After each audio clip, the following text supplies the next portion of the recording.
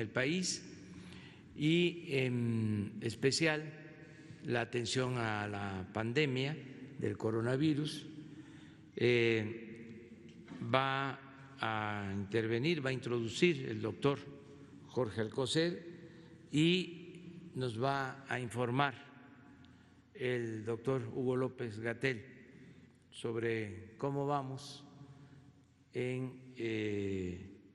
la atención, el combate a la pandemia. Y posteriormente vamos a abrir para las preguntas de ustedes y vamos a contestar todas las preguntas y vamos a tener hoy a las 10 de la mañana un acto en el Campo Marte porque es el primer aniversario de la Guardia Nacional y vamos a estar con los integrantes de la Guardia Nacional. Es su primer aniversario. Vamos también a informar sobre esta nueva corporación que se constituyó, se creó para garantizar la paz y la tranquilidad en el país.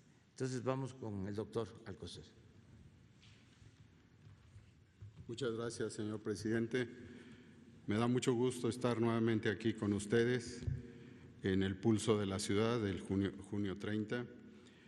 Y pues como ya señaló el señor presidente, hoy en el Pulso de la Ciudad, pues vamos a dedicar esta comunicación a casi un mes del camino hacia la nueva normalidad, para lo cual el doctor Hugo López-Gatell nos dará el seguimiento de la pandemia, como ya lleva tiempo, tanto a nivel mundial como en nuestro país.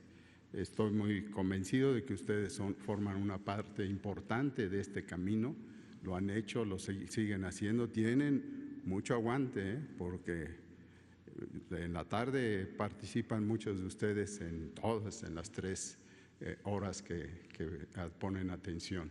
Pero hoy en particular porque son mayoría mujeres y eso habla de su interés y de su compromiso. Entonces, Hugo López-Gatell, por favor.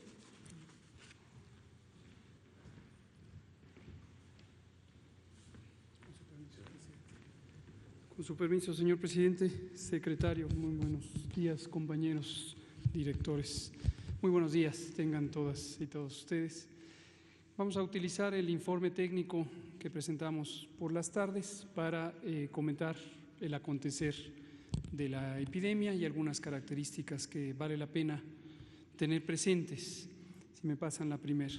Efectivamente, llevamos 29 días desde que terminó el primer ciclo de las medidas de mitigación comunitarias con la Jornada Nacional de Sana Distancia y entramos a este periodo que designamos nueva normalidad, utilizando una expresión que nos parece importante tener en cuenta en México y que se ha usado también en otros países y que lo que refleja es la idea fundamental de que esta epidemia de COVID-19 va a seguir todavía por algún tiempo en México. Hemos platicado múltiples ocasiones sobre esta idea de la epidemia larga. La epidemia empezó el 28 de febrero en México, aunque los esfuerzos de preparación habían iniciado desde la primera semana de enero de 2020 y desde el inicio estimamos que, dadas las características de la manera en que se transmite el virus, la velocidad a que se propaga, podríamos tener una epidemia larga. Esta epidemia larga inicialmente habíamos estimado que podría llegar hasta agosto. Posteriormente, con las predicciones matemáticas, se identificó que podría estar llegando hasta octubre. Esto no quiere decir que la intensidad de la epidemia va a ser igual en todo el territorio, sino que, como también hemos comentado en varias ocasiones, la epidemia se presenta en forma de parches, en forma de zonas. Hay ciudades, sobre todo zonas metropolitanas grandes, como la del Valle de México, que pueden tener una duración más grande de su propia epidemia local, y otras ciudades más pequeñas en donde, a pesar de entrar en fechas posteriores al inicio de la epidemia en febrero, pueden agotar su transmisión antes. Es el caso de Tijuana, ciudad en la que se produjo todo el proceso de la curva epidémica en aproximadamente 6 a 7 semanas. Algunas ciudades grandes, como es el caso de Guadalajara y de Monterrey, que son las segunda y terceras metrópolis más grandes del país, pueden extender también su periodo de transmisión posiblemente hasta septiembre o incluso octubre. Esa es la epidemia larga que esperamos en México. Y posteriormente, como también hemos comentado, existe la posibilidad, no es algo que esté completamente cierto, pero existe una importante sospecha de que así podría ser, que cuando llegue el otoño y el invierno, empezando desde octubre, junto con la influenza, enfermedad infecciosa causada por otro virus que causa los síntomas parecidos a los de COVID, podría sumarse COVID también durante la temporada de influenza. La temporada de influenza va de octubre hasta marzo del siguiente año y existe esta sospecha de que COVID podría repuntar. En la medida en que esto esté ocurriendo y ocurra en todos los países del mundo han sido afectados por el COVID, existe siempre la posibilidad de que de un país a otro o a otro o a otro se vuelva a propagar el virus hacia una población que posiblemente ya haya salido de la epidemia. ¿Cuánto tiempo en total va a durar todo esto? No se puede precisar, pero algunas conjeturas científicas apuntan a que esto podría durar varios años, posiblemente 2 o 3 años, durante todo el proceso en que esté en forma asincrónica, en desfase de tiempo, presentándose la epidemia en el mundo. Dada esa realidad, la nueva normalidad lo que implica es vivir en una situación en donde no podemos eliminar un riesgo de manera absoluta, no lo podemos eliminar del planeta, pero sí podemos integrarnos a vivir en sociedad en las actividades que son indispensables para la vida humana en todos los países, haciéndolo de una manera que nos permita disminuir esos riesgos. Y en la disminución de esos riesgos hay cambios de prácticas de vida diaria que nos permiten disminuir la probabilidad de ser contagiadas y contagiados. Algunos de los elementos importantes están en la sana distancia, mantenernos a distancia física unos de otros, específicamente no estar cara a cara a una distancia menor de 2 metros o 1,5 metros máximo. No podemos estar tan cercanos porque la forma de transmisión de este virus es a través de las gotas y gotas pequeñas y aerosoles respiratorios que todos y todas producimos al hablar, al gritar, al cantar, al toser, al estornudar. Esa es una medida muy importante. Y la segunda muy importante es el lavado continuo de manos. Lavarnos las manos preferentemente con agua y jabón. Si no está disponible el agua y jabón, puede usarse alcohol en gel o alcohol en solución con concentraciones de 70% para desinfectar las manos y evitar que a través de las manos nos contagiemos por tocarnos los ojos, la nariz o la boca y llevar el virus a nuestro organismo. Son las dos medidas muy importantes. Y algunas medidas complementarias que pueden ayudar están en la reorganización de nuestro espacio físico, la distancia en la que nos sentamos en un establecimiento comercial, por ejemplo, de alimentos, la distancia a la que estamos unos de otros en el espacio físico, en un mercado, en un tianguis, en una plaza pública y eventualmente en otras actividades que progresivamente se irán abriendo durante este proceso de nueva normalidad. ¿Durante cuánto tiempo tenemos que estar así? Mucho tiempo. Vamos a tener que tener esta nueva forma, esta nueva normalidad de interactuar con unos y otros para que lo podamos hacer de una manera finalmente natural, que no sea una situación donde sintamos pánico, donde estemos presas de una presión que hasta ahorita se percibe como externa porque los distintos gobiernos del mundo, desde luego incluido el de México, hemos estado participando en orientar estos esfuerzos de la sociedad o hemos tomado disposiciones administrativas para el cierre temporal de las distintas actividades.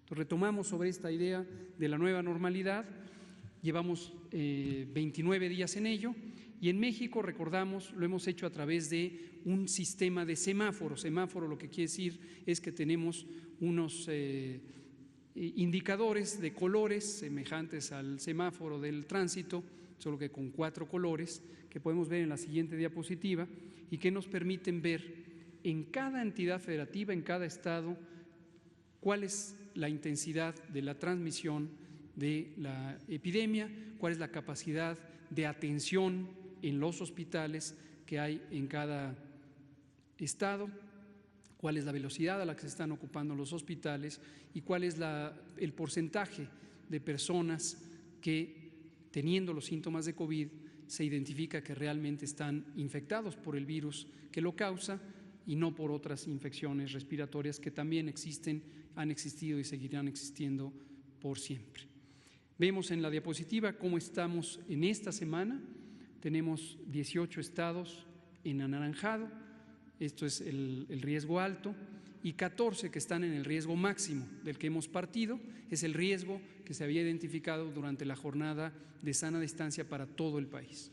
Entonces, los que pasaron ya a anaranjado es porque están teniendo una buena reserva hospitalaria, no perder de vista que logramos expandir la capacidad de atención de un sistema de salud originalmente muy limitado y que sigue siendo muy limitado y tendremos que seguir trabajando y así lo haremos para expandir la posibilidad de que nuestro sistema de salud dé cabida a todas y todos en todos sus padecimientos. Eso va a ser un proceso que vamos a seguir a lo largo de los siguientes años, pero ahorita para atender la epidemia de COVID hicimos una serie de cambios muy intensivos para expandir la capacidad hospitalaria.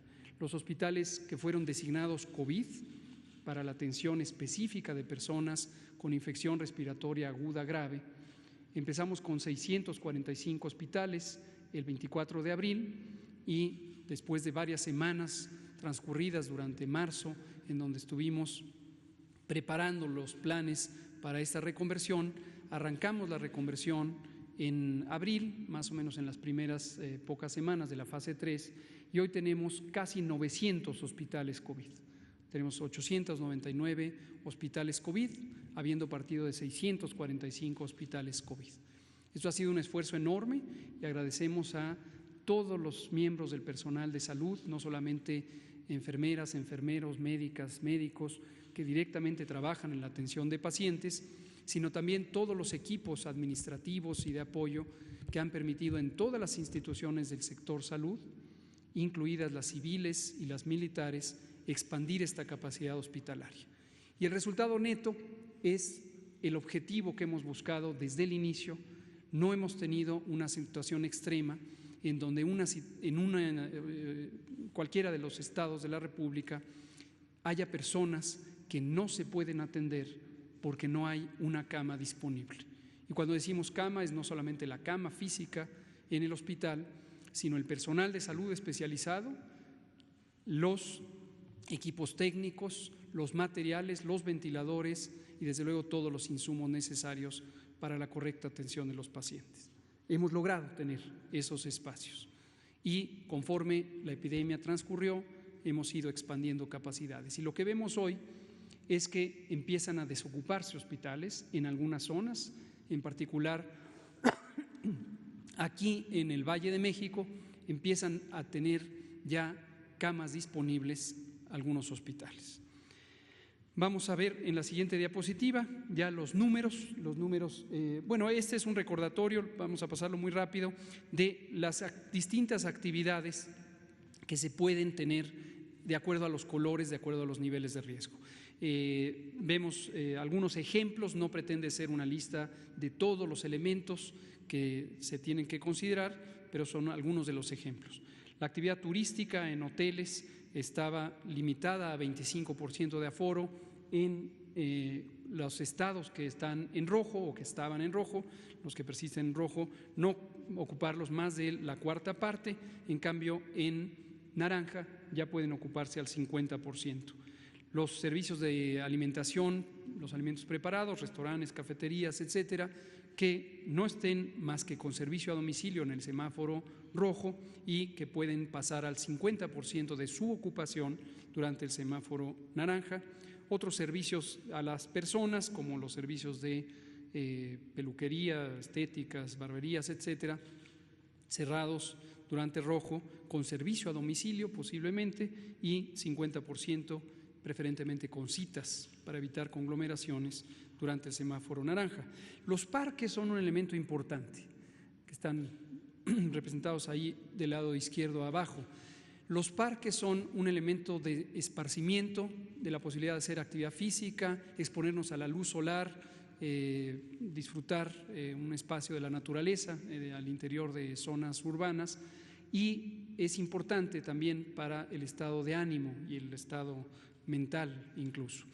Entonces, desde el semáforo rojo ya se había considerado que estén con ocupación, pero quizá limitada al 25% de lo que habitualmente se usan, y se empiezan a expandir estos usos en semáforo naranja.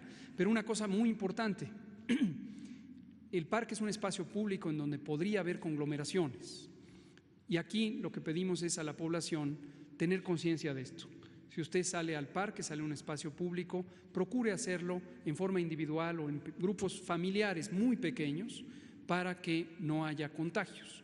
Todo momento, cuando haya personas en la vía pública, puede haber contagios. Si provienen de grupos familiares o sociales diversos que no se habían encontrado, puede ser que se encuentren y alguno de ellos esté contagiado y le transmite a los demás. Entonces, simplemente hay que mantenernos a sana distancia y no agruparnos.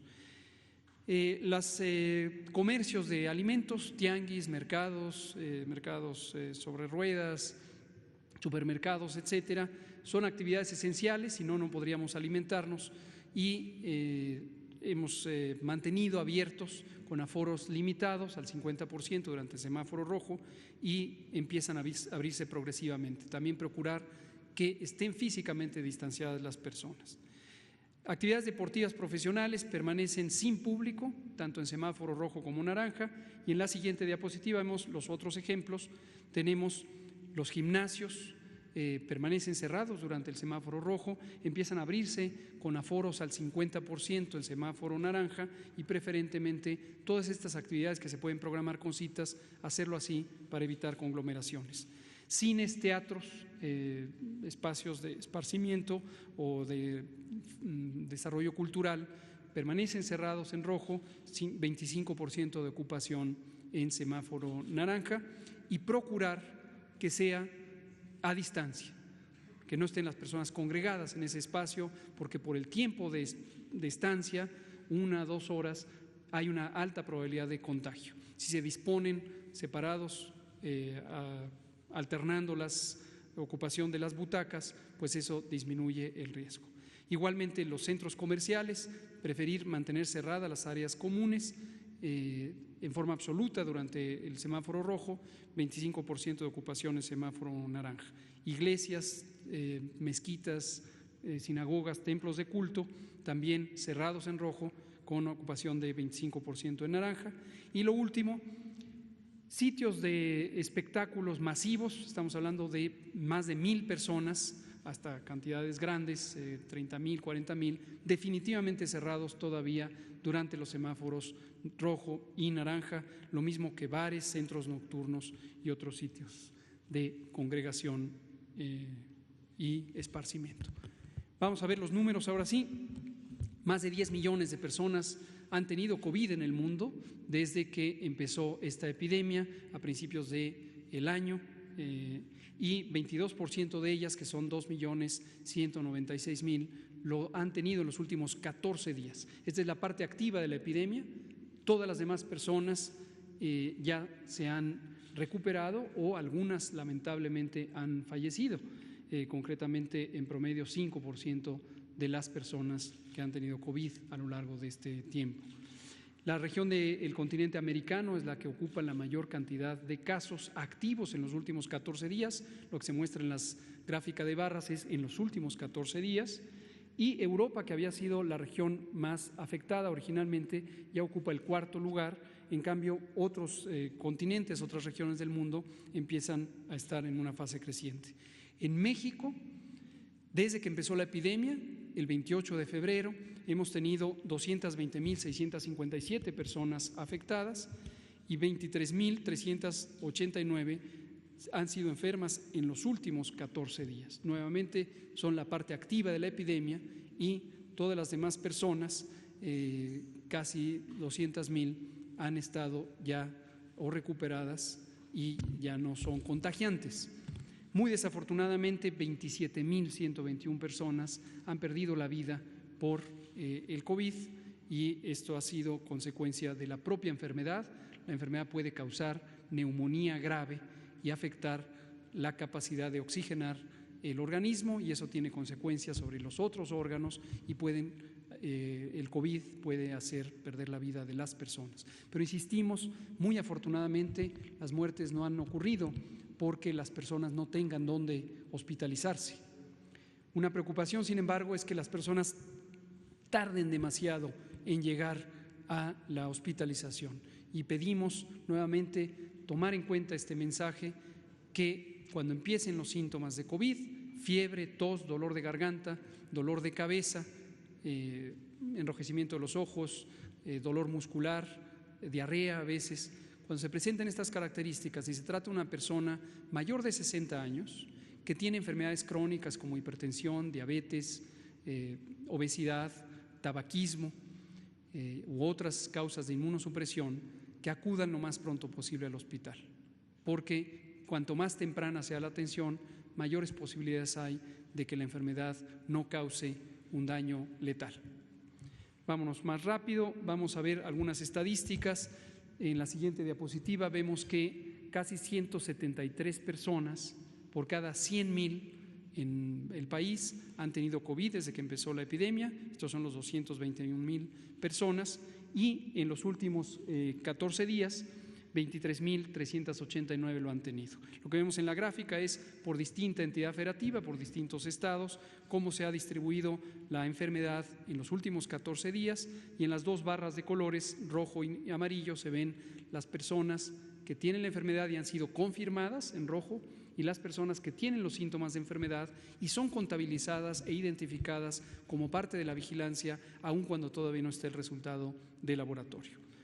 En la siguiente vemos las muy lamentables defunciones, cómo han seguido este incremento, este ascenso, este cambio, donde cada día hemos tenido más y más. Hemos tenido en el día más afectado un poco menos de 600 defunciones. No hemos llegado a ese punto crítico de 600 defunciones, aún en los días más intensos. Cada una de estas defunciones es lamentable, aunque solo fuera una. Eso es muy lamentable y han tenido esta progresión hasta llegar a un poco menos de 600 por día, en algunos días, sobre todo durante el mes de junio. Por entidad federativa lo vemos, no ha cambiado mucho la distribución. El Valle de México ha sido la zona más afectada por razones bastante obvias. El Valle de México ocupa casi la cuarta parte de la población de todo el país. Y por eso es también la zona donde ha habido más casos y más defunciones. En la siguiente diapositiva aquí lo que vemos es cómo ha cambiado la cantidad de casos de acuerdo a la fecha en que han ocurrido los síntomas. En general, una persona que hoy tiene los síntomas no está inmediatamente en atención. Esto puede tardar un día, 2, 3 o 4 o un poco más días. Y reiteramos, muy importante que las personas que tienen alta probabilidad de complicarse no esperen, que acudan a atención en las unidades de salud que están disponibles y con espacios para ser atendidas. Vámonos a la siguiente. Aquí vemos un poco un detalle de la distribución por institución de atención. Todas las instituciones del sector salud, insistimos, están disponibles y han estado disponibles para atender a personas con COVID. La siguiente lo que nos muestra es cómo ha ido cambiando el número de casos y aquí en general esta gráfica puede causar desde luego una sensación de que la epidemia es interminable. La epidemia ha sido larga, ya lo dijimos una y otra vez. Llevamos 3 meses netos desde el inicio de la epidemia y estamos llegando a un punto de desaceleración. Esto lo mostramos gráficamente el domingo pasado. Empezamos teniendo un cambio en el número diario de casos, que era 30% de lo que teníamos en el día anterior. Los casos de hoy, 30% de los de ayer. Eso cuando empezó la epidemia en el mes de febrero. Después subía 10%, después subía 5% y ahorita está subiendo menos de 2%. ¿Qué quiere decir 2%? Por supuesto es 2% de un número cada vez más grande y el número absoluto de casos es cada vez más grande. No hay duda alguna que la epidemia en ese sentido ha seguido aumentando. Pero un dato muy importante es que la velocidad a la que lo hace es cada vez menor. Y si hoy tenemos menos de 2%, luego vamos a tener 1%, luego menos de 1%, hasta que vamos a llegar en las próximas pocas semanas a 0 de crecimiento. ¿Eso quiere decir que se acabó la epidemia? No. Eso lo único que quiere decir es que llegamos ya a una parte de la epidemia en donde el resto va a ser que disminuya y disminuya y disminuya. Pero recuerdo a todas y todos lo que también hemos dicho: sí y solo sí logramos mantener esta nueva normalidad con las medidas de reducción del riesgo de contagios. Es muy importante. Si no lo logramos, como sociedad tenemos la posibilidad, y esto ha ocurrido en otros países, de que repunte la epidemia. Por eso es importante no relajar las medidas, empezar a recuperar las actividades públicas. No se pueden detener para siempre porque causan importantes afectaciones a la sociedad. Tenemos que recuperar nuestra vida pública, pero hacerlo de una forma ordenada, cuidadosa, cuidándonos cada uno de nosotros, cuidando a nuestros familiares, cuidando a nuestra comunidad. En la siguiente vemos una muy buena noticia. COVID es una enfermedad que puede causar la muerte, cierto, pero no todas las personas, y lejos está de ser la mayoría de personas, fallecen. La gran mayoría se recuperan, aún las personas que han estado hospitalizadas, que son quienes tienen enfermedad suficientemente grave. Casi el 60%, casi 6 de cada 10 de las personas que han estado hospitalizadas se han recuperado. Esto quiere decir 131.264 personas tuvieron COVID, ya no tienen COVID, ya no contagian de COVID. Algunas van a pasar varias semanas o incluso meses en que se recuperen del todo, sobre todo las personas que han estado en las terapias intensivas con gran afectación y tienen que recuperar sus músculos, su estado de salud en general en los distintos órganos, su estado de salud emocional y mental también producto de la afección.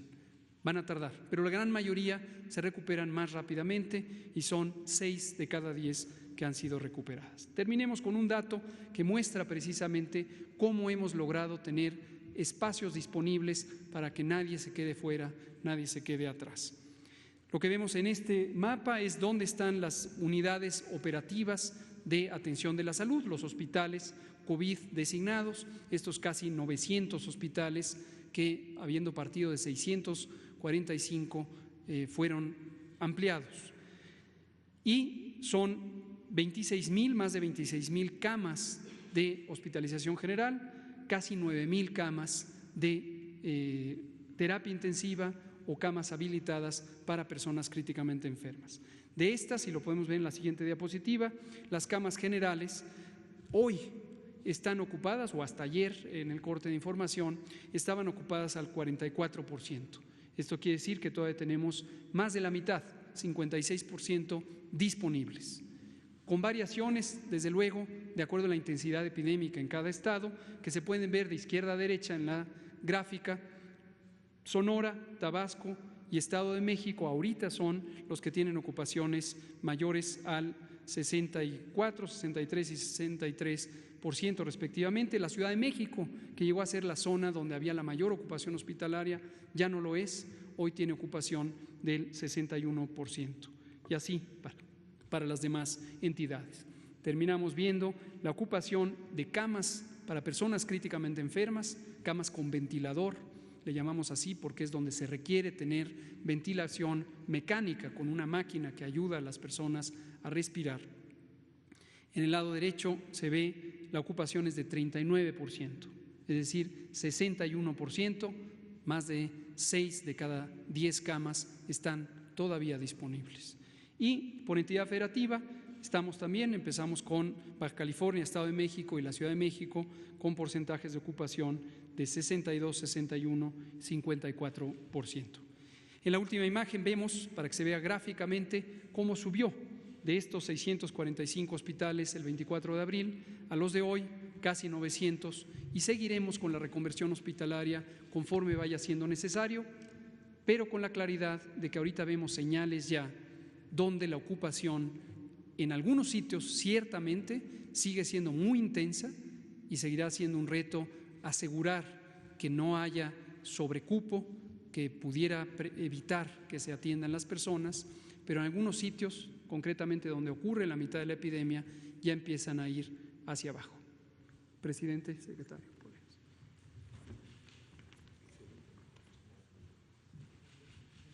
Empezamos. Sí, buenos días, señor presidente. Una pregunta primero para usted y luego para el doctor Gatell. La pregunta para usted es, ayer la Corte admitió la controversia constitucional contra las medidas que restablecen algunas políticas que usted había señalado en materia energética. La pregunta es, ¿qué impacto tiene y qué es lo que va a hacer el gobierno? Y luego también, si en estos contratos no se está investigando por la UIF o por la Fiscalía la posible comisión de delitos. Sí, bueno, sí, en efecto, ayer la Corte le dio entrada a un recurso de las empresas particulares que generan energía eléctrica y que no aceptan las nuevas condiciones que se están estableciendo para defender el interés público.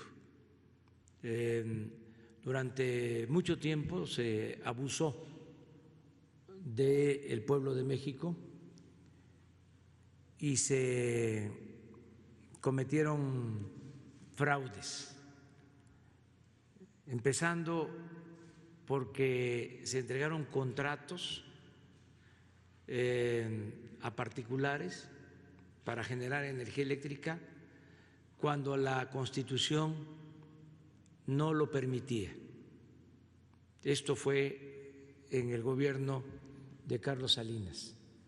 Se reformó una ley secundaria que no puede estar por encima del mandato constitucional para comenzar la privatización de la industria eléctrica.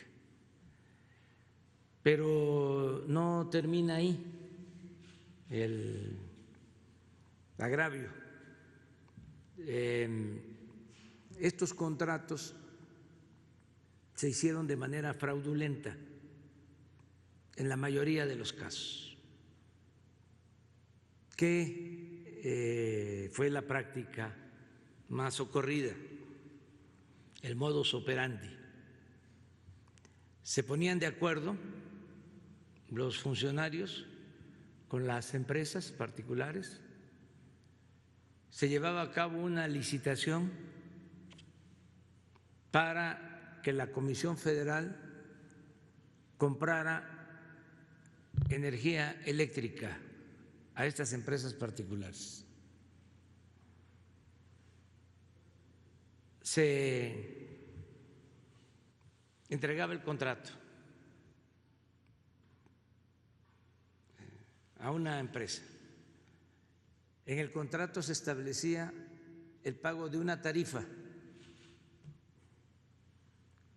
que la Comisión Federal tenía que pagar un costo, una tarifa a la empresa particular, pero inmediatamente después de firmado el contrato se suscribía otro, ya sin licitación, un acuerdo administrativo con otra tarifa, desde luego más elevada. ¿Esto a qué ha llevado? A que se tenga que comprar energía eléctrica a las empresas particulares a precios elevadísimos, con un subsidio y mediante este procedimiento ilegal. Entonces, vamos a proceder. ¿Es decir, van a interponer las denuncias? Sí, contra los que resulten responsables, porque es un fraude. De que se simuló la entrega de los contratos y se causó un daño a la hacienda pública. ¿Ya tienes estimado el daño directo? Tenemos estimado el daño. ¿De cuánto es más o menos, señor presidente? En su momento vamos a informar porque queremos hablar con las empresas primero, una por una. ¿Todas Al están mismo igual? tiempo he dado la instrucción de que se empiecen a elaborar las denuncias correspondientes. Ese es el fondo del asunto. Entonces, lo he dicho muchas veces, nosotros no somos cómplices, no vamos a encubrir actos de corrupción. Y esto lo digo también porque hay quienes piensan o han aceptado solo la opinión de las empresas, de los particulares, y se cree que estamos nosotros cometiendo una injusticia. Incluso se puso por delante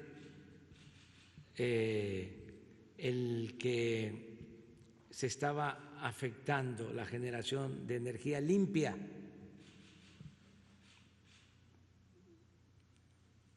Y que estábamos nosotros queriendo regresar al combustóleo para contaminar. Ese no es el fondo del asunto. Aquí estamos ante un posible fraude a la nación mediante estos contratos y queremos que la autoridad competente investigue. Y somos respetuosos de la legalidad. Hay en México Estado de Derecho. Esto también lo digo para que en otras partes, particularmente en España, en Estados Unidos, pues no se piense que se actúa de manera arbitraria. ¿Hay funcionarios de la Comisión Reguladora de Energía involucrados en estos fraudes? Hay funcionarios involucrados y desde luego los que firmaron estos acuerdos luego de haberse llevado a cabo la licitación y el acuerdo principal sobre el cobro de tarifas y que posteriormente adicionan, es un anexo que no tuvo que ver con el procedimiento de licitación pública, en donde ya viene una tarifa distinta, cobrando muchísimo más que lo pactado en los contratos. ¿Ya ha recibido algunas peticiones o planteamientos de países por la vía diplomática para investigar, porque obviamente están muy relacionadas las empresas extranjeras? Esto lo estoy dando a conocer por primera vez porque me pregunta, y además es seguro que esté en todos los medios, de que la Corte otorgó este amparo a las empresas. Pero no es solo un asunto el que se esté modificando el procedimiento también, que fue fraudulento, de subir la energía a la red. Resulta que las hidroeléctricas de México no pueden subir la energía que producen, sino hasta después de que suben la energía a la red nacional las particulares. Y si todo esto con el argumento de que primero van las particulares porque no contaminan, porque generan energía con gas, con el viento, con el sol, y las hidroeléctricas generan energía con agua, y es la energía más barata y más limpia. Pero resulta que las hidroeléctricas son de la Comisión Federal de Electricidad, son empresas públicas o son plantas públicas. Y como el plan era arruinar a la empresa pública, a la Comisión Federal de Electricidad, pues las hidroeléctricas están subutilizadas. Imagínense cuánta inversión desde hace 50 años o más para crear las grandes presas en el Papaloapan, en el Grijalva, en todos lados, para generar energía y tenerlas paradas, subutilizadas, porque se le da preferencia a las empresas particulares por influyentismo y por corrupción. Entonces, eso es lo que se está modificando. ¿Por qué no van a subir energía las hidroeléctricas? Además, imagínense el daño que han causado con esta política adicional. Por eso se inundó Villahermosa, porque mantienen los vasos de las presas llenos. Hasta hace una semana la presa Peñitas tenía 95% de su capacidad. En épocas de lluvia, ¿qué sucedió cuando se inundó Tabasco, se inundó Villahermosa? Pues estaba así, el vaso lleno, porque no turbinaban, porque no les permitían subir la energía eléctrica. Viene un huracán, llueve bastante y tienen que soltar el agua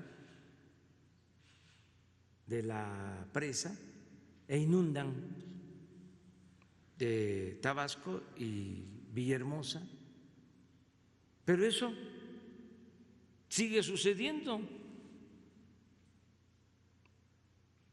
Hoy en el informe que me da Protección Civil ya me tranquiliza porque esa presa de Peñitas está al 86%. Entonces, ¿por qué no regular eso? Ese es el tema, este es el asunto que está en la Corte. Pero ese es uno. Lo otro es el fraude por el cobro excesivo de la energía eléctrica que se compra a particulares. Por eso no bajaban el precio de la luz. ¿Cómo lo iban a bajar si se les da un subsidio a estas empresas? Algo que no sucede en ninguna parte del mundo. Y nos hacían creer que el subsidio era a la gente, al consumidor. No, el subsidio es a las empresas. Entonces, es poner orden. Esto a lo mejor no lo saben muchos. Vamos a informar bien. Lo que hay es una campaña hablando de que no respetamos acuerdos. Pues si ustedes se enteran de que hay un delito o un presunto delito, pues estamos obligados todos a denunciarlo. ¿O ya lo dejamos así? Que nos sigan robando, porque si no se van a enojar. Va a salir un artículo en El País de España, o acá el Reforma va a decir que están muy molestos en Estados Unidos los empresarios. Cuando a los empresarios de Estados Unidos, a los empresarios de España, les informemos por qué se está actuando así, pues van a tener más claridad de lo que está sucediendo. Claro, son empresas que están muy vinculadas a los intereses políticos, partidistas incluso, y desde luego tienen un gran apoyo en medios de comunicación, no en todos. Entonces, por eso esta campaña, y qué bien que me preguntas, porque vamos a respetar lo que decidió la Corte y vamos a defender el interés público. No le hace que nos lleve tiempo, que va a llevar un año, no le hace 2, los 4 años que estemos aquí, si es que así lo decide el pueblo, pero no vamos a ser cómplices de corrupción. Se acaba la corrupción. Fue mucho el saqueo, una cosa realmente exagerada. Fíjense, ya llevamos más de 1 año y medio en el gobierno y todavía descubriendo todas estas fechorías, porque esto es relativamente reciente, que nos metimos a ver cómo están los contratos, uno por uno. Luego hay monopolios de empresas y desde luego contubernio entre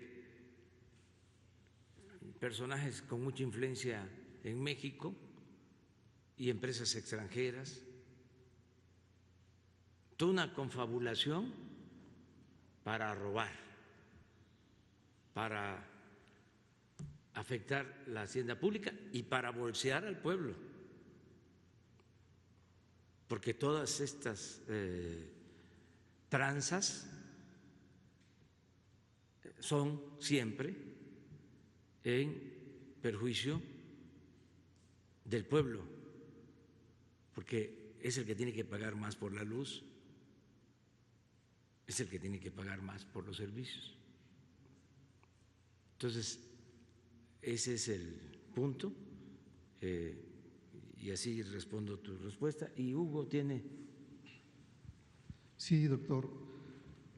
A ver si nos pudiera concretar cuál es su perspectiva de lo que ya advirtió sobre la influenza. ¿Cuántos enfermos esperan? ¿Cuántos decesos esperan? ¿Cuánto sumaría los enfermos de COVID más influenza? Y si hay una estrategia especial, porque esto agrava las cosas, ¿no? Gracias por la pregunta. Efectivamente, la situación del invierno o del otoño-invierno nos pone en un reto importante.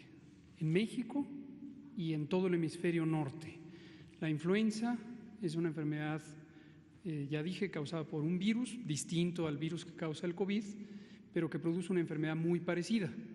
En su gran mayoría, cerca de 8 de cada 10 personas afectadas por influenza tienen una enfermedad leve, parecida a un catarro, aunque con síntomas un poco más intensos, pero que se desaparece sola la enfermedad por acción del sistema inmune. Parecido a COVID. COVID también, en general, se estima que 8 de cada 10 personas afectadas por COVID tienen una enfermedad que se parece a un catarro intenso, pero se curan espontáneamente. Sin embargo, el 20% restante, 2 de cada 10, pueden tener una enfermedad suficientemente grave para requerir hospitalización, porque la forma grave de ambas enfermedades causa neumonía, causa una inflamación de los pulmones y esto hace que el cuerpo no pueda tener una recuperación fácil. En los casos más graves, que son del 3 al 5%, para influenza y para COVID respectivamente, puede requerirse terapia intensiva, ventilación mecánica, con alto riesgo de complicaciones y de muerte. En México, la neumonía es esta inflamación de los pulmones, popularmente se le conoce como pulmonía, el nombre médico es neumonía, es la 8ª causa de muerte general y lo ha sido por mucho tiempo. A veces varía, a veces es la 7ª, a veces es la 9ª, pero en general está presente entre las primeras 10 causas de muerte. La gran mayoría de esas personas que mueren por neumonía no se conoce cuál fue la infección que causó. La gran mayoría de las neumonías son infecciosas, hay inflamación de los pulmones por otras causas, pero la enorme mayoría son por una infección y no se conoce cuál es exactamente, ni en México ni en el mundo. Y por esa razón, desde hace decenas de años, se agrupan en una sola categoría que se llama influenza y neumonía, la misma categoría. ¿Por qué razón se le da tanta importancia a la influenza?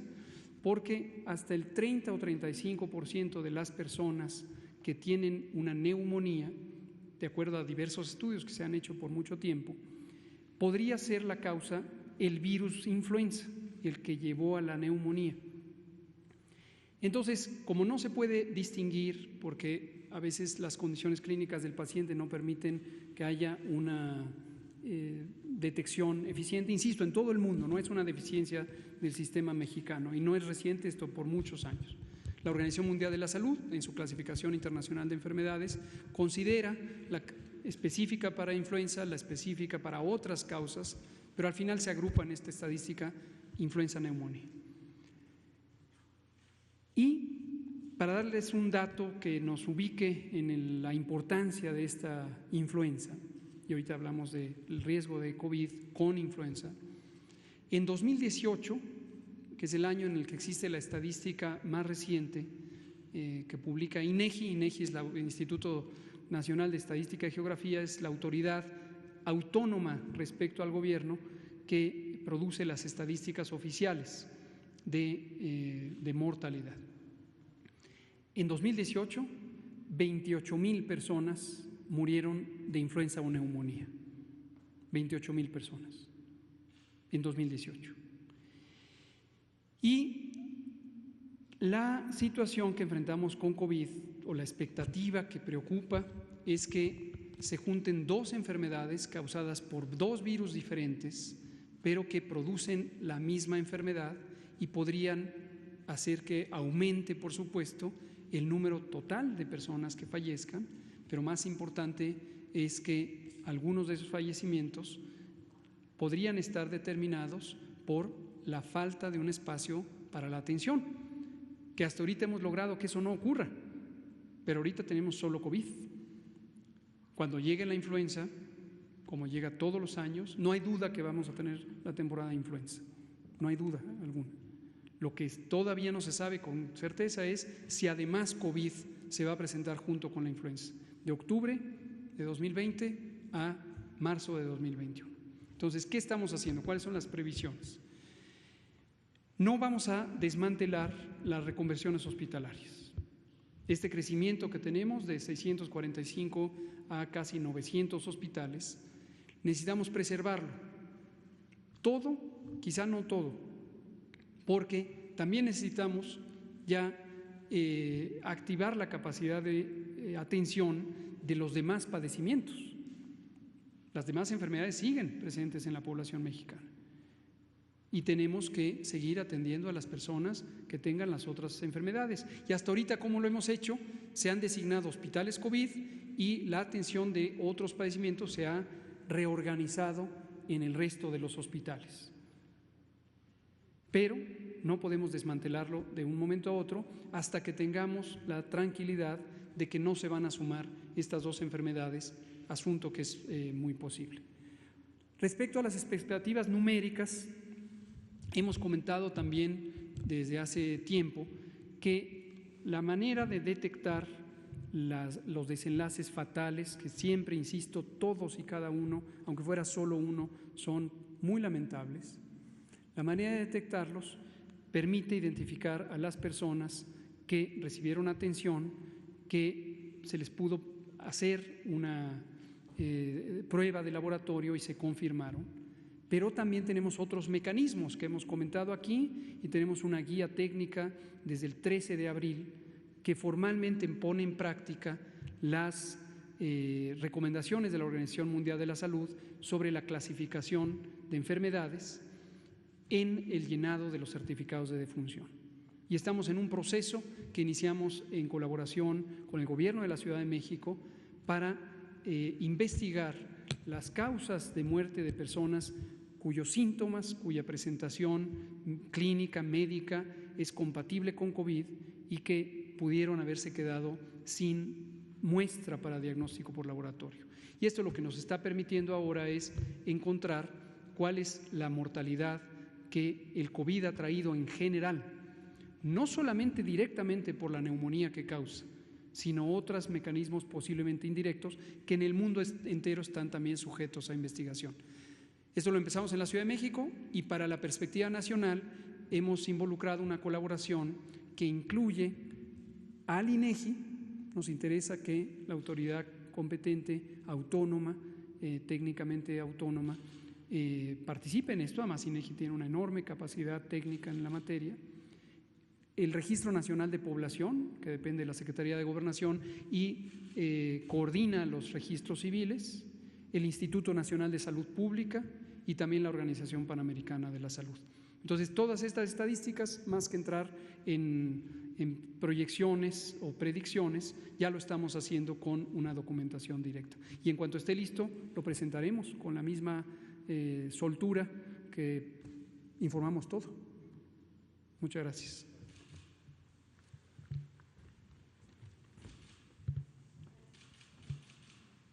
Ya, luego tú, de atrás. Gracias, presidente. Buenos días a todas y a todos. Lisbeth Álvarez, Diario Basta y Grupo Cantón. Presidente, las y los mexicanos lo quieren fuerte y sano. Y hoy que estamos en el pulso de la salud, quiero preguntarle si usted sigue de manera puntual las indicaciones del doctor Hugo López-Gatell en cuanto a sus actividades de presidente, así como las giras que está usted haciendo, porque lo que le pasa a usted pues le afectaría a México. Esa sería una de mis primeras preguntas y ahorita otra más, si usted me lo permite. Sí, soy obediente. Me apego a los protocolos de salud y a las recomendaciones. En las reuniones de trabajo se guarda la sana distancia.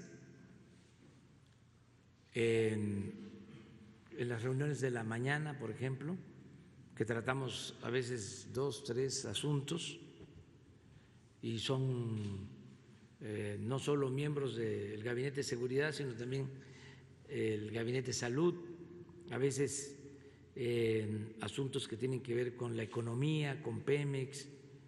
Entonces lo que hacemos es que hay una sala de espera antes de pasar a la reunión, se termina el tema, salen servidores públicos y entran otros. No hay amontonamiento, nos cuidamos y no tengo hasta ahora síntomas. Lo que me han recomendado y nos han recomendado a todos, que si hay tos seca, si hay calentura, si hay dolor de cuerpo más allá de lo normal,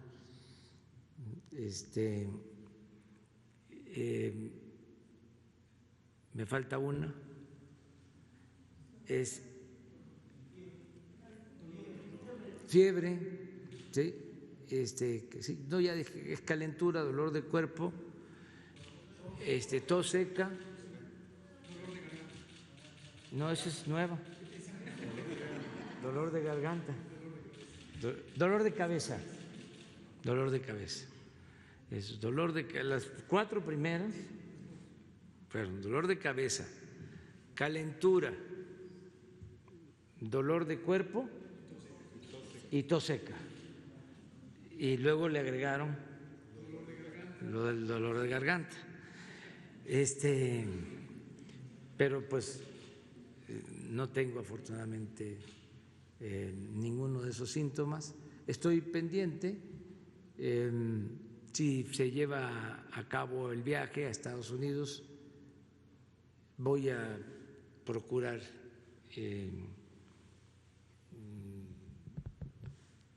ver en qué condiciones voy a salir. Tengo que ir sano, no solo por mí, sino para no afectar a nadie. Tengo que actuar de manera responsable, pero eso en su momento lo vamos a ir viendo. Estoy bien, afortunadamente. Sí, me duele mucho pues que se padezca por esta pandemia, los que han fallecido, sus familiares. Es muy fuerte todo lo que ha venido pasando. Pues conoce uno de amigos, de gente cercana que se infecta, que padece de esta pandemia y tenemos todos que cuidarnos. Yo creo que es importantísimo. Yo hablé de 10 recomendaciones o di a conocer 10 recomendaciones, un decálogo de recomendaciones para enfrentar la nueva realidad, la nueva normalidad, que también puede ser la nueva realidad. Entonces, hemos aprendido a cuidarnos, hemos recibido clases, conferencias magistrales sobre este tema, como nunca. Hay quienes me dicen que ya es tiempo de cambiar la hoja, de darle vuelta a la hoja, que ya no hablemos tanto sobre el tema, pero no, tenemos que continuar porque la información ayuda mucho.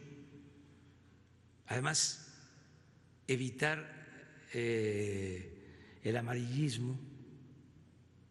¿Cómo se combate el amarillismo? La información falsa, pues con argumentos, ¿no? Informando con claridad, de manera profesional.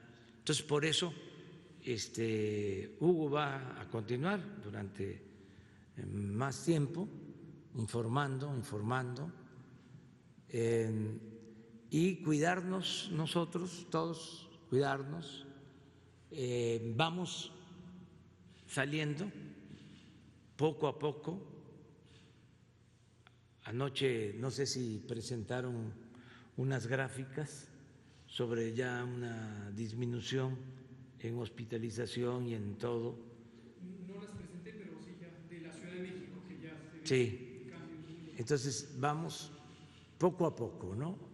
Desde luego tenemos que seguir cuidándonos y al mismo tiempo pues empezar a salir para recuperar nuestra libertad y seguir luchando por la vida,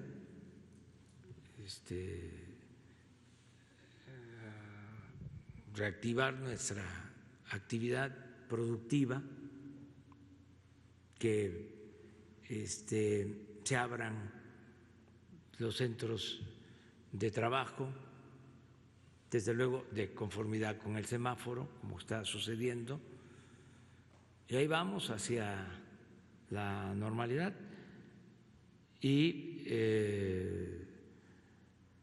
tenemos motivos para decir que vamos saliendo, que a pesar de los pesares vamos saliendo, vamos enfrentando la pandemia y también vamos, como ayer lo manifesté,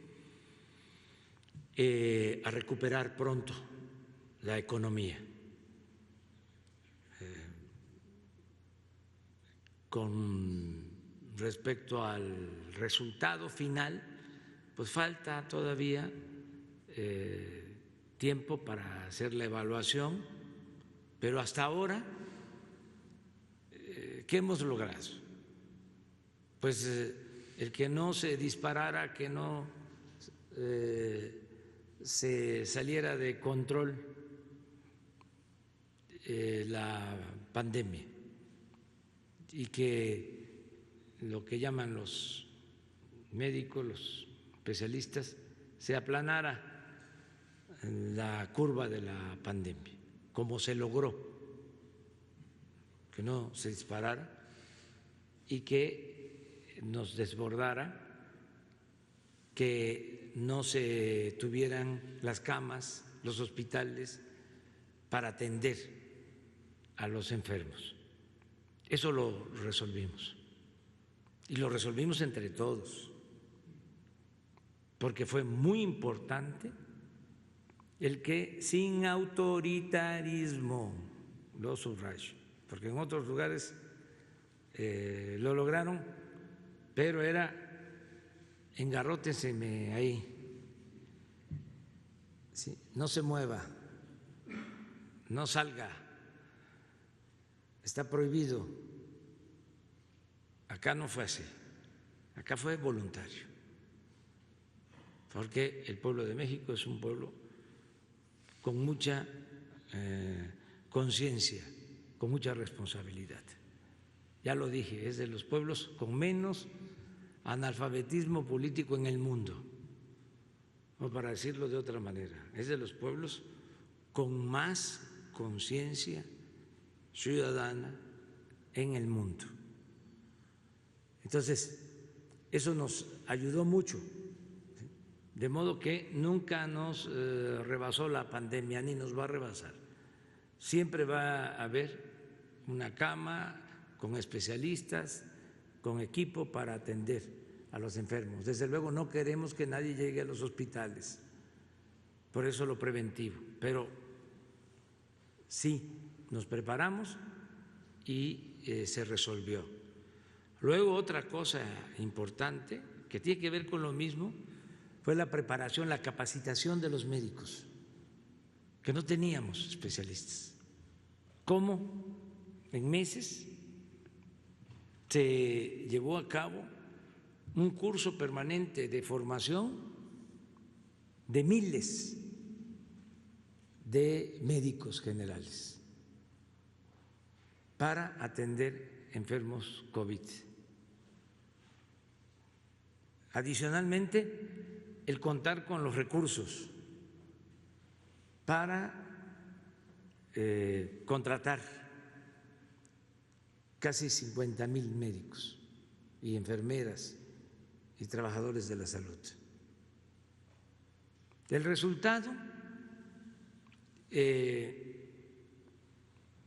no me gustan las comparaciones, pero nuestro país no ha salido mal enfrentando esta pandemia con relación a lo que sucedió en otros países.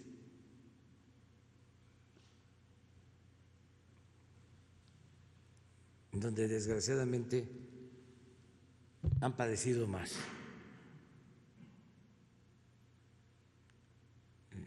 Nosotros hemos salido adelante con el apoyo de la gente y con el apoyo de los médicos, de los especialistas, de los científicos, y también con la colaboración de los sectores privados. En el caso de los hospitales, el contrato que se hizo con los dueños de hospitales privados para atender enfermos no COVID, lo que nos dio espacio, nos liberó espacio en hospitales del seguro, sobre todo del ISSSTE, de la Secretaría de Salud, la colaboración de asociaciones no gubernamentales que han ayudado en materia de salud.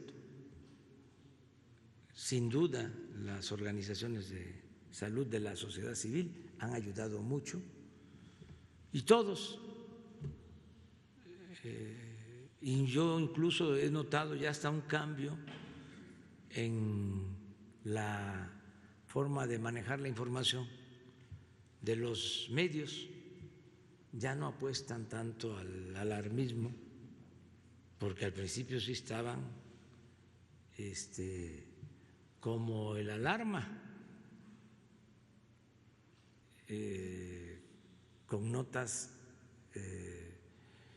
muy amarillistas, infundiendo miedo, cuando necesitábamos tener confianza, ¿no? Y tener voluntad de